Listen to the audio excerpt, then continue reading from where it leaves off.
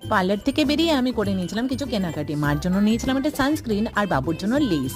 আর এটা হলো গিয়ে বাবুর স্কুল। আমি হাঁটতে হাঁটতেই বাড়ি ফিরছিলাম তখন।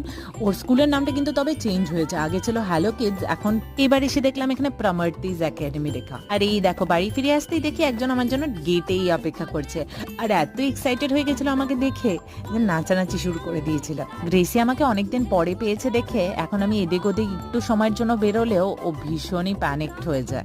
এবার বাড়িতে আসার পর গ্রেসির জন্য ট্রাই করেছিলাম একটা নতুন পেট ফুড, যেটা দাদা সাজেস্ট করেছিল। নাম হলো মিট আপ, আর এটার নাকি খুব ভালো রিভিউজ আছে অনলাইনে। বিয়ের আগে গ্রেসিকে প্রমিস করেছিলাম যে ওকে সবসময় কাছে রাখবো, কিন্তু সেটা আর করে উঠতে পারলাম না। তবে বিয়ের পর কিন্তু অনেক প্রমিসই রাখা সম্ভব হয় না। ঘরে ফিরে শুনলাম দৃশা নাকি অনেকক্ষণ আগেই উঠে পড়েছে, আর ও নাকি আজকে মায়ের জন্য কাঁদেও নি। ও কিন্তু এখন অনেকটাই ফ্যামিলিয়ার হয়ে গেছে এই জায়গার সাথে। তারপর ওকে খাইয়ে আমিও বসে পড়েছিলাম লাঞ্চ করতে। বাপের বাড়ি আসলে 2-3 কেজি কিন্তু এই চক্করেই